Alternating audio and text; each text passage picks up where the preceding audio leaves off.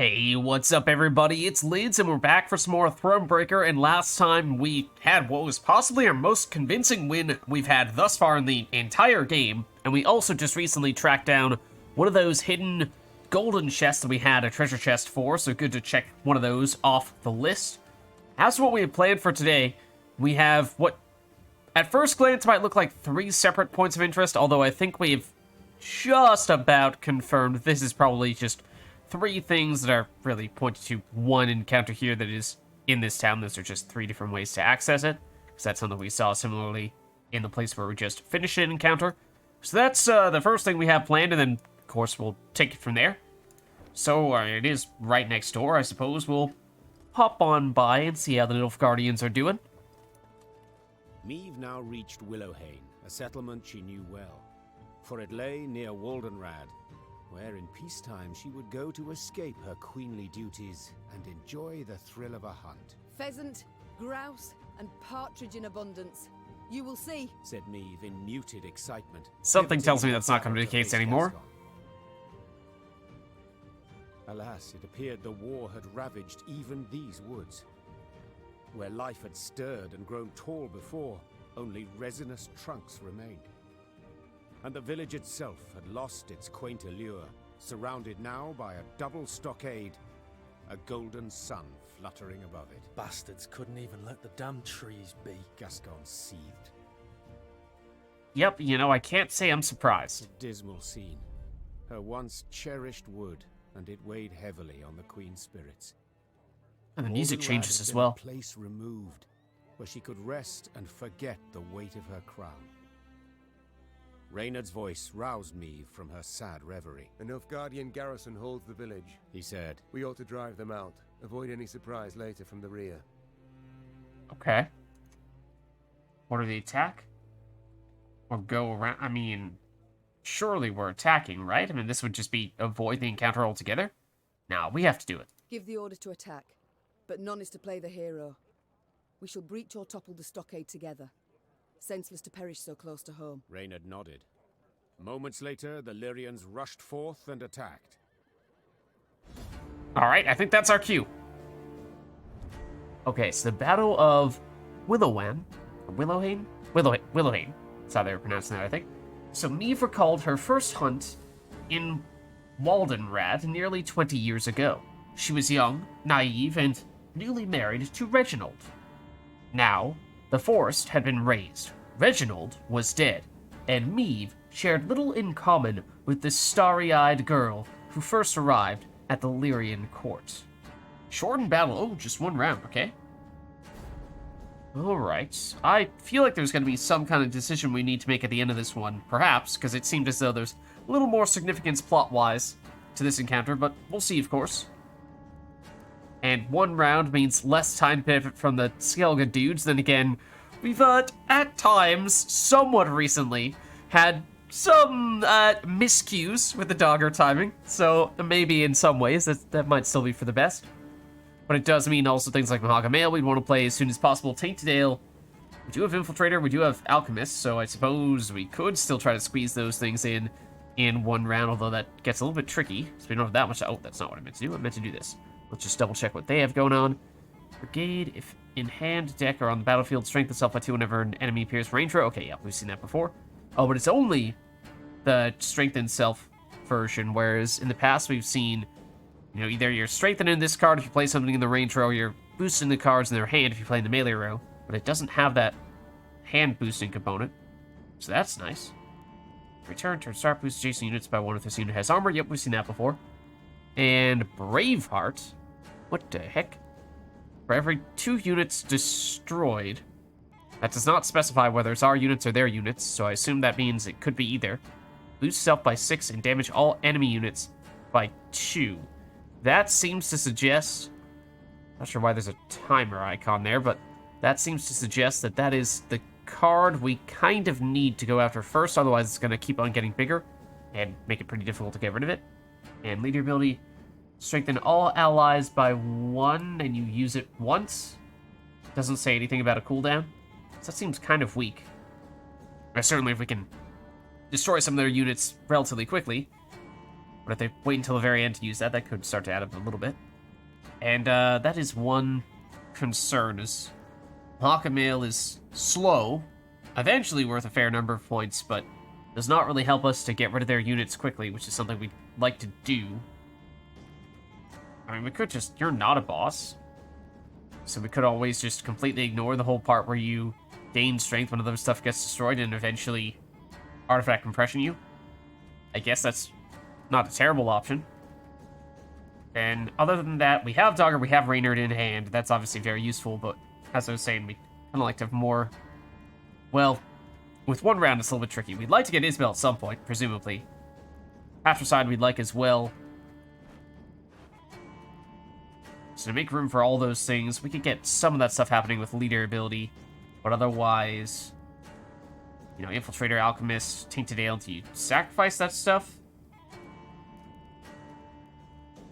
Maybe we can still make this work. Okay, I mean, I think this is workable, at the very least. Alright.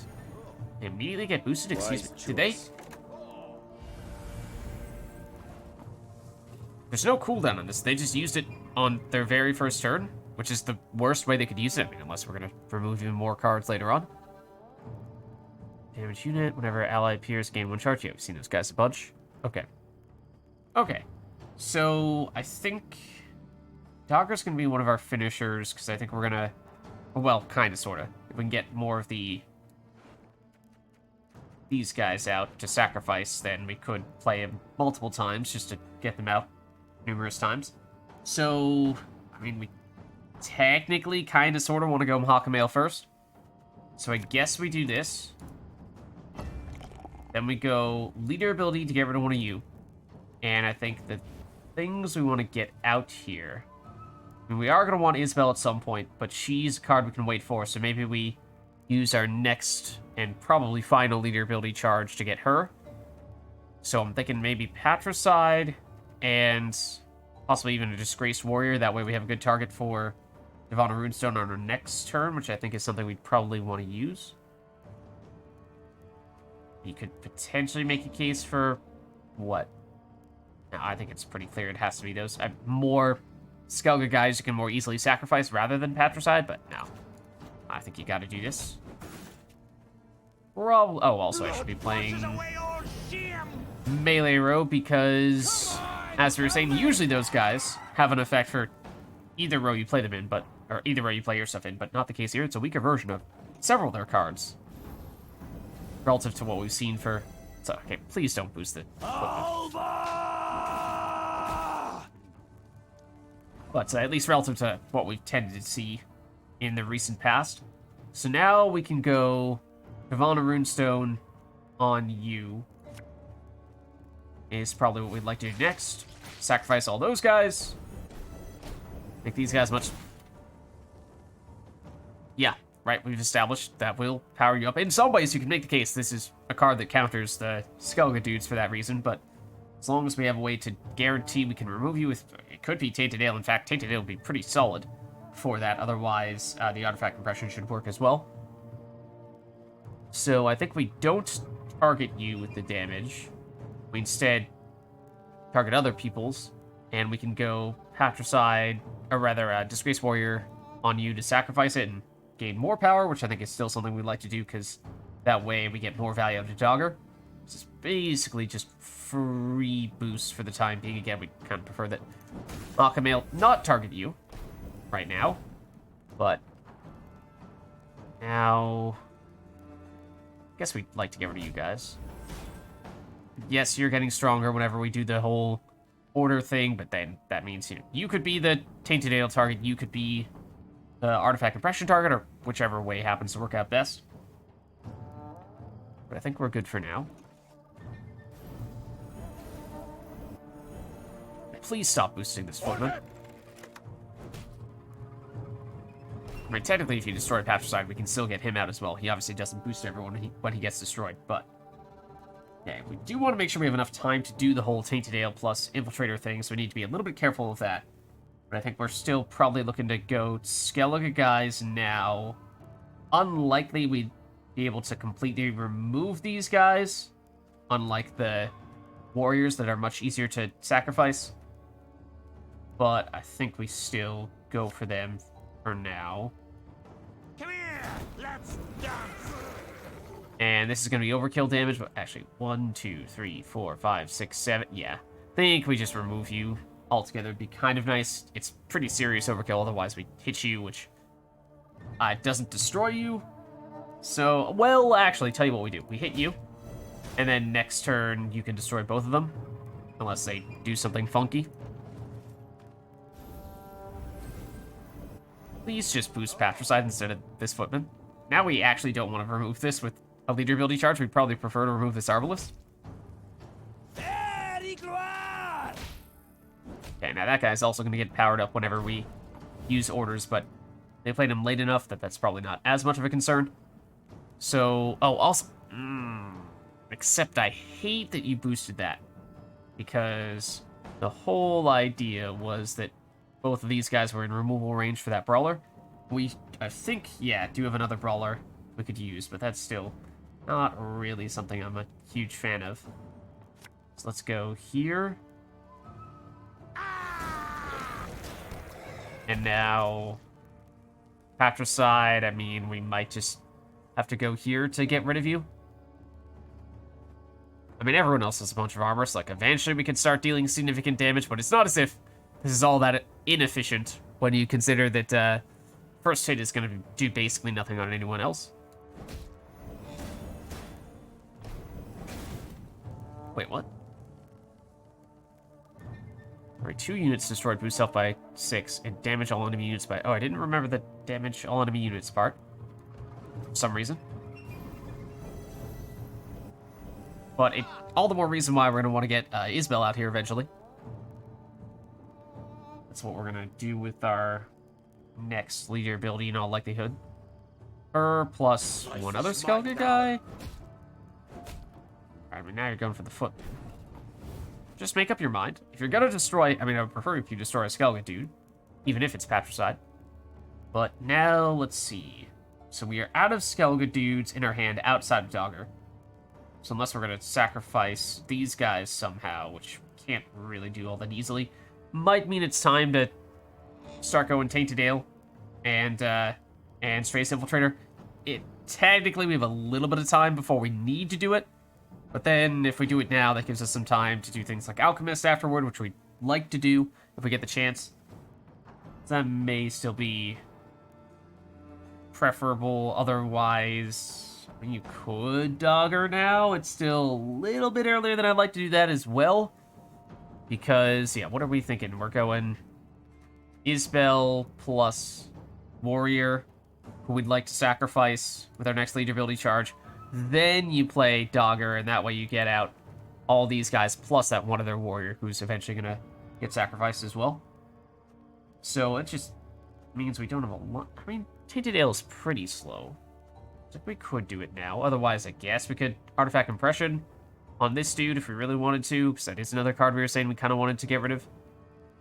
So, sure, I guess we'll do this. There's always a chance that something else bigger pops up later, but we'll do that.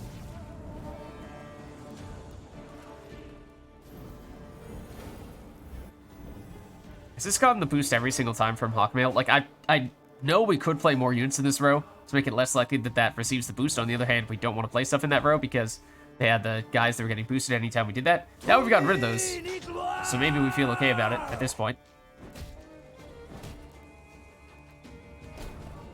Okay.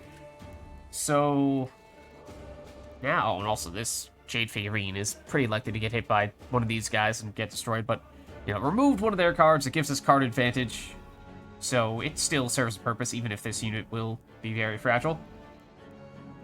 So now we've waited one more turn, which means it's a little more value on this Braveheart in all likelihood that we'll get once we put the Infiltrator next to it. So probably means we can Tainted Ale. And before we do that, I mean, as I was saying, everyone has armor. Technically, we get rid of your armor and you lose value, so maybe that's worth doing.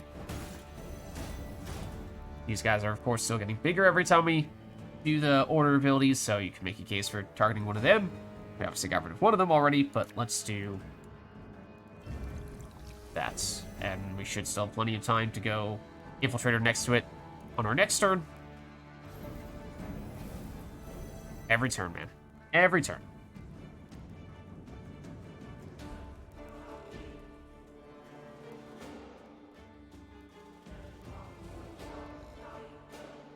Varu? What's your deal? Boost up by the number of units in your opponent's hand after 3 turns. On turn start, repeat the deploy ability. Yes, that is a card we kind of like to destroy, because you are also going to get pretty big. So that is one of the things that we were kind of saying. Would have been perhaps a bit nice to save the artifact compression in case something bigger came up, or, you know, another Braveheart, something like that. But, I mean, we can destroy you. That would set off the Braveheart. Which, I mean, to be fair, we kind of want to do if we're about to play the Infiltrator.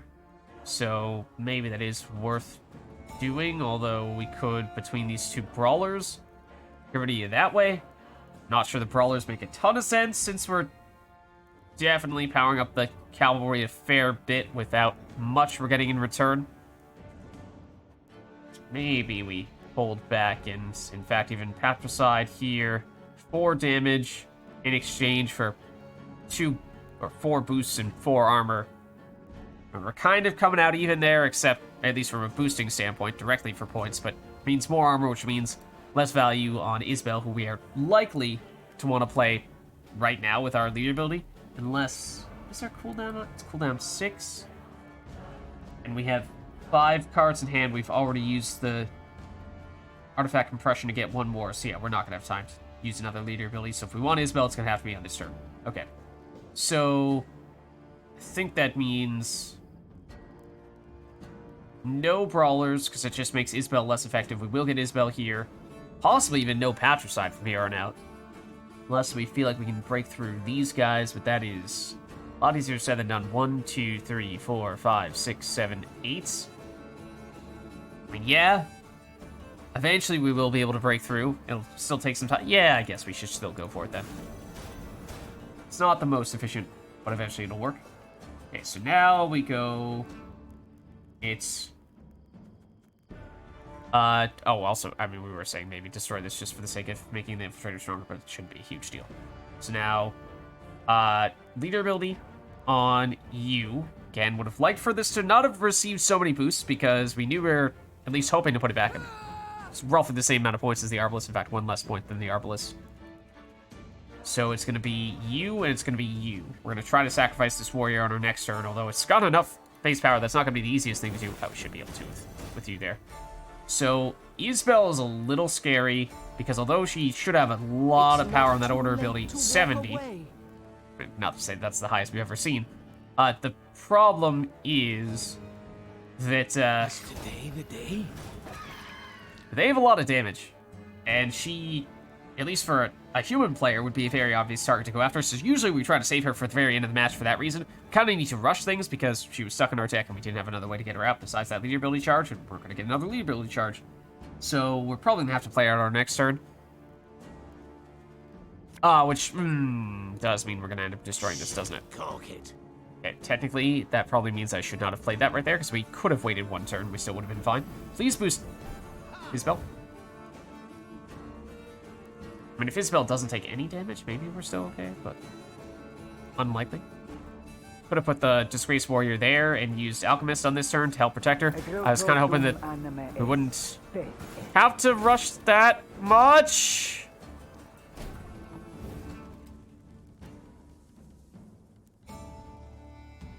Because this would come back and at least have the chance of being next to her. But I don't think we can afford that luxury. There's a non-zero chance we use Isbel and it doesn't just... Yeah, no, it would almost certainly destroy the Infiltrator.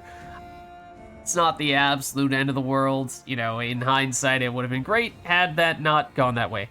But, yeah, I don't really think there's a great alternative. So... Yeah, we're still getting the removal with Tainted Ale. It stinks, because that would have been, 40 extra points on our side of the board, more than that. But, alas, still, this is more valuable to use this than to wait a turn and risk losing Isbel, because it's very clear we're going to lose her on our next turn. So we do it anyway. Somehow you lived. Isabel dies. You get bigger. Somehow we got the best of all worlds? Okay. That works, I guess. We can now sacrifice you.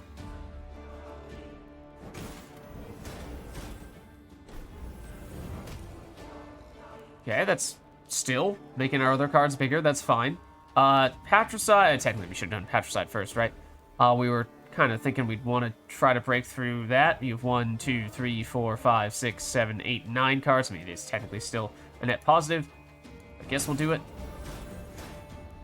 Now you play Dogger, or I mean, you could use these Brawler Order abilities, and then Reynard, and then Dogger, but no, I think you probably just do Dogger now. Get these guys out. Want a small one on the ends, on both sides actually, so we have good target for the Infiltrator plus Alchemist stuffs, and put the bigger guys on this end. Come on, kill me! Is today the day? Okay.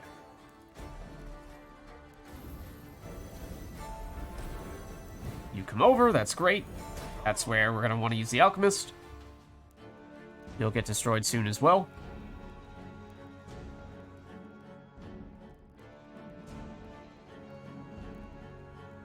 My prescription, a bit of bloodletting. Okay, shouldn't be a huge deal. Now you go down. We've now taken the lead. And let's try to hit you at the beginning. Then 1, 2, 3, you have 8 units. Not quite enough for us to break through there. So I'm just eyeing, you know, if we were to Reynard right now, reuse Patricide ability, is that sufficient to destroy you? The answer is no, probably not. So, and by that I mean no, it absolutely is not. We could, we have a big enough Disgraced Warrior to take you out effort? Yeah, probably. Maybe we do it that way. So, if we, but I kind of want to sacrifice these Disgraced Warriors is the other reason why I'd like to make that happen. No, I think we can still make this, can we still make this work? If we do you now, you damage for 8, that means you survive with 11. You get, I'm not sure what the order of you getting boosted is. I think we still do this first. Yeah, okay, it does get rid of you. That's good. And now we will be able to sacrifice you on our next turn in all likelihood, so that's fine. Or after using Reynard, potentially. Yeah, I mean, I think we're kind of just trying to sacrifice all these guys, and the bigger ones who've already used their order abilities, maybe those remain unspent. Or remain on the board, rather. Yeah, just go, Reynard. Discipline shall bring us victory. Not an absolutely huge deal, but this should still be a pretty big net positive, you would think.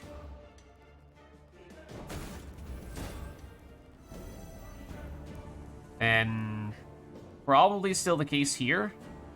Lose 11 to gain 2. It's boost by 2, right? Yeah. 2, 4, 6, 8, 10, 12, 14. So it's kind of close, especially once you factor in that this guy will get boosted as well. We already have used Isabel, so it's not like she's going to gain power from us damaging ourselves additional times. So maybe we'll leave it, to be honest.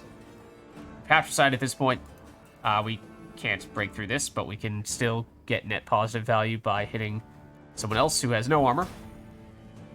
So I think we just settle for this right now.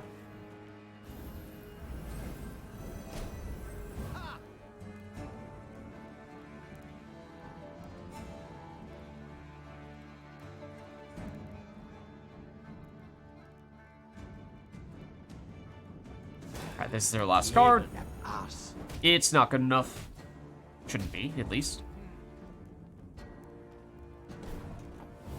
And, you know, we could keep on playing here. I mean, I do kind of want to...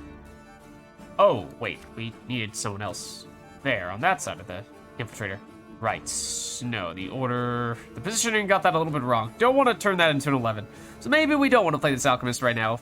Or we could put a Jade figurine there only to maybe have it survive a turn and use Alchemist. I mean, it doesn't matter at this point. We've already won. So we'll finish it with a couple cards to spare.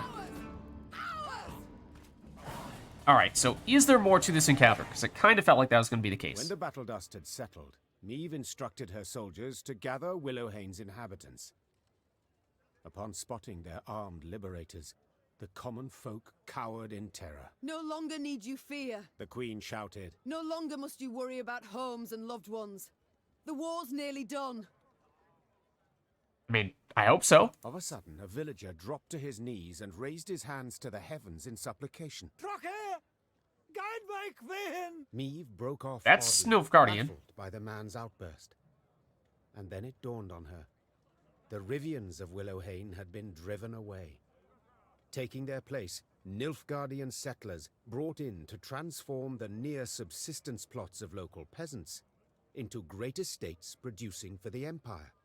Ah, okay.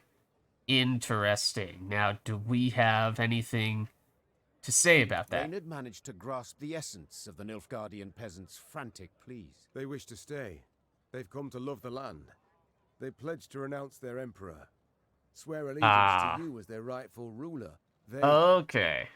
So that's where we come in. Do we trust them?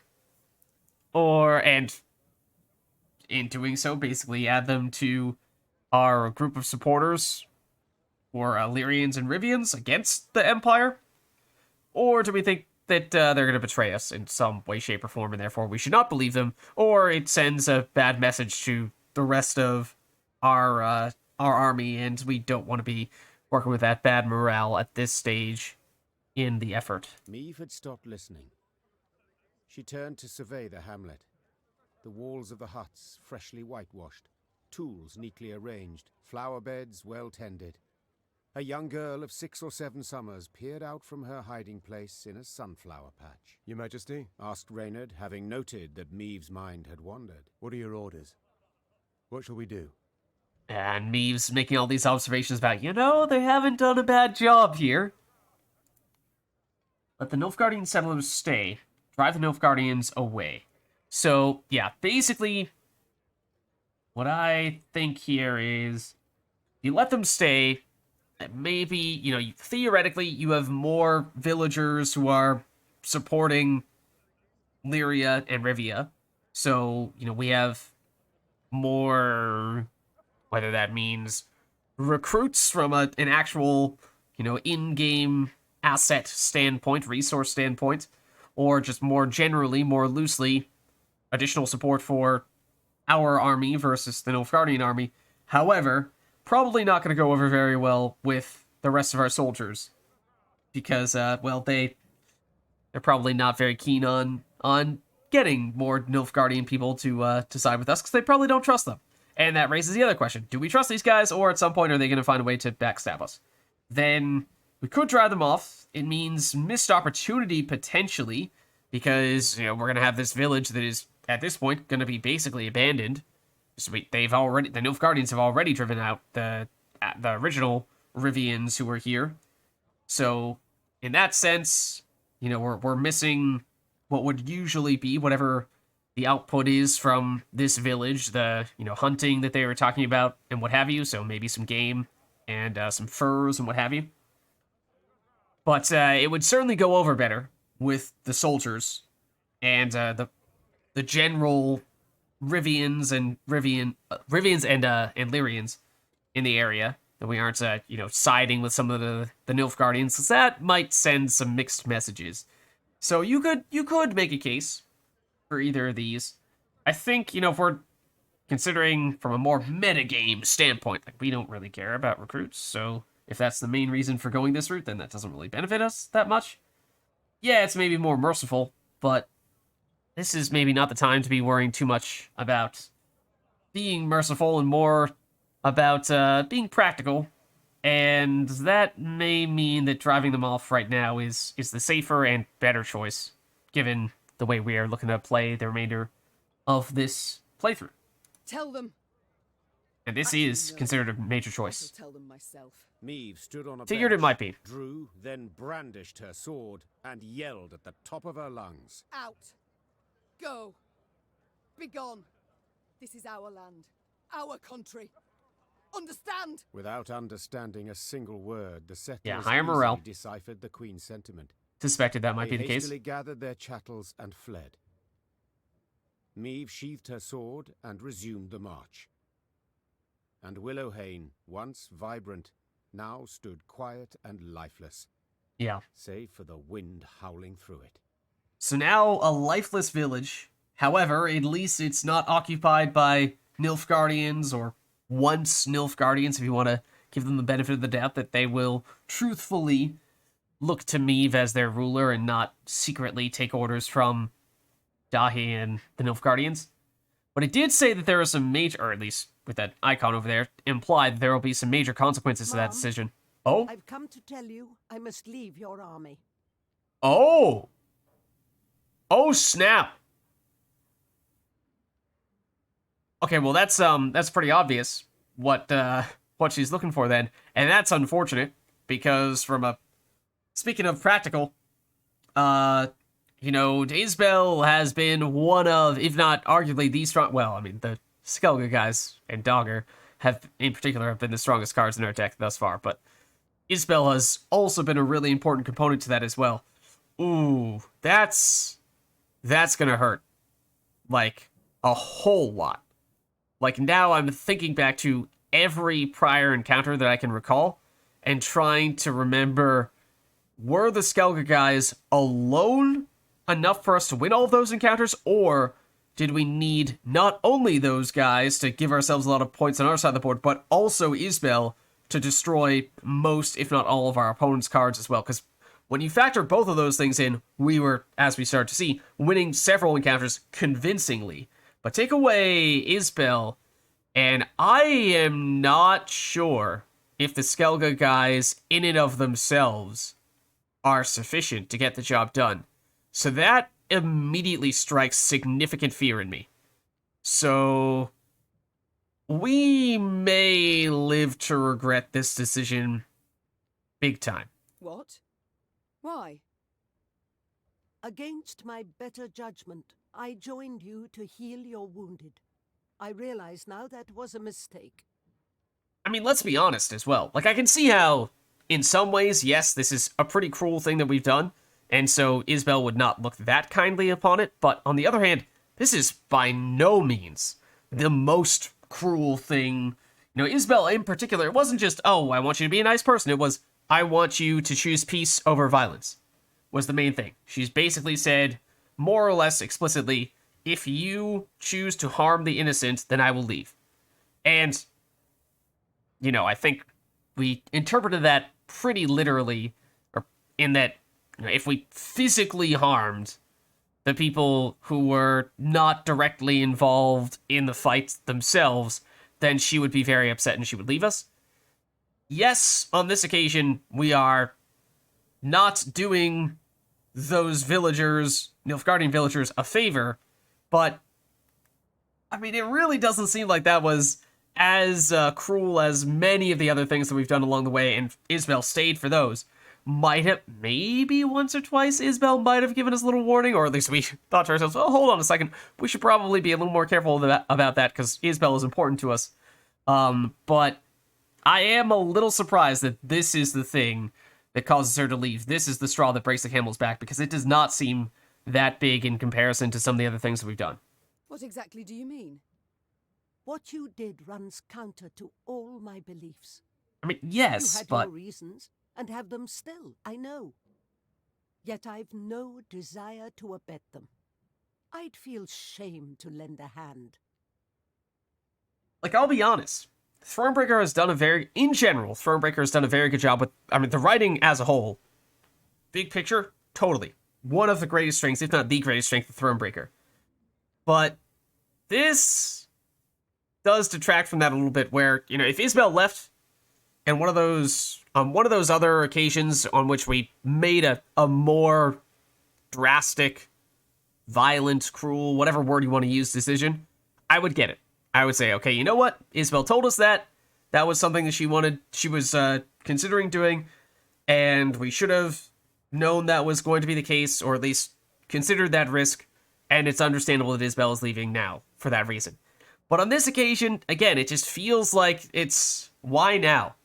Why now? Because this is definitely not the most significant thing that we've done along these lines. What can I do? Is there anything that would make you stay? I mean, let's be honest, we really need her to stay. No, Mom. Farewell. Okay, so, I'll be blunt. We might have just completely ruined the run.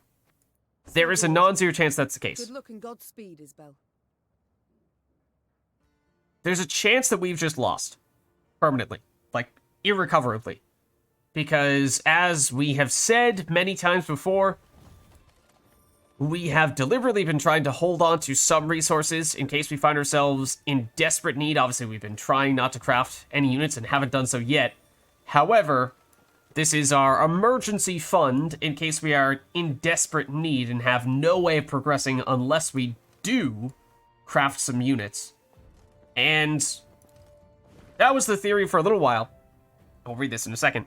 But then we started to say, okay, well, now that we've been here in Rivia, we're getting very close to the end of the game. It's become very clear that as we've gotten the Skellige dudes and built our deck around the Skellige dudes, that they're way stronger than any other card that we could craft and add to our deck. So what would we even do with those resources? You know, at this point, we're basically, this is as good as it's going to get. There's nothing we can do that will realistically make our deck any better unless maybe we happen to get, you know, a new trinket from a puzzle or something like that. But none of the craftable units will make a meaningful improvement to our deck. So then Isabel leaves, and suddenly our deck is much weaker. We can't get Isabel back, and we still may not really be able to make much of any improvement to our deck by crafting stuff. So we may have just made ourselves completely stuck.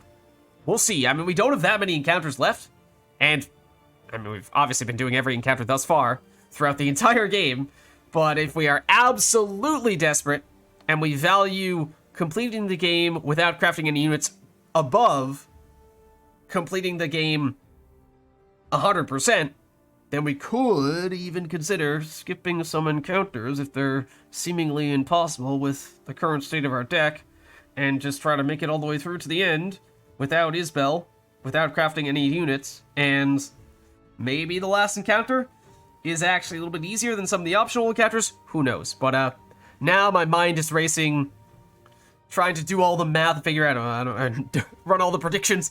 Can we still make it happen? I don't know. I don't know. This could be a catastrophic loss. All right, but let's see. Translated from Nilfgaardian, I read your letters with tears in my eyes. Never did I expect to see this day. My little Yilian, son to a freedman and peasant woman, now a landowner. Land and home to your name. Never mind the fact that you stole it from the Rivians. Your plans sound ambitious, but I believe you are in control of your destiny. I've no doubt you'll give Efe and Gwil a childhood full of joy and free of want, the sort we were unable to provide for you. We shall pray for your happiness and prosperity with every passing day. I wish your health and eagerly await your next letter. Now, this is supposed to be here to make us feel bad about the decision that we made, but honestly, I don't. Because, again, I think this is just one of the few times, and it has happened on occasion, where the writing on Thronebreaker, although the exact words and phrases might still be of a high quality, the way in which the pieces fit together doesn't quite align in the way that I think that it should. In that, again, I've said it many times now, but that was definitely not the worst thing we've done. Not the thing that should have been, you would think, the most likely to have driven Isabel away, and I mean, those were Nilfgaardians. They were villagers, but they were Nilfgaardians. We chose to make them leave. That's what we did. We've done things like that many times before, I'm sure. And the game did not make a very big deal about them at that point in time. It seems perfectly reasonable, and to be fair, Isabel did say that it was a reasonable thing to do in some aspects because they're traitors. They are our enemy. They claimed that they were going to not cause any trouble, but they're Nilfgaardians. We can't really take their word for it. So we chose to play it safe and ask them to leave. They can go back to Nilfgaard if they want to. That's where they're from initially. That seems like a reasonable thing to do. And so, I don't know. Very, very mixed thoughts. And many, many questions. And now, just thinking about, okay, 1, 2, 3, what, maybe a 4, and a 5, and a 6, and call it a 7, and then the final encounter here. Probably like 7 or 8 battles, and I'm sure more other types of encounters, hopefully that don't involve that much direct battling stuffs, and I'm sure many other puzzles, but at least the puzzles don't require that we use our own deck. So yes, at this point, we might very well need to count every single encounter and cross our fingers that we will not find ourselves getting into any that will get us in over our heads. But we may be at that point now where we are kind of desperate, and it may take a little bit of a stroke of luck to get the job done from here on out, because what previously seemed like a deck that was borderline unbeatable, now that may not be the case any longer. But we'll have to see. So thank you all for watching. I hope you enjoyed the video, and I'll catch you next time.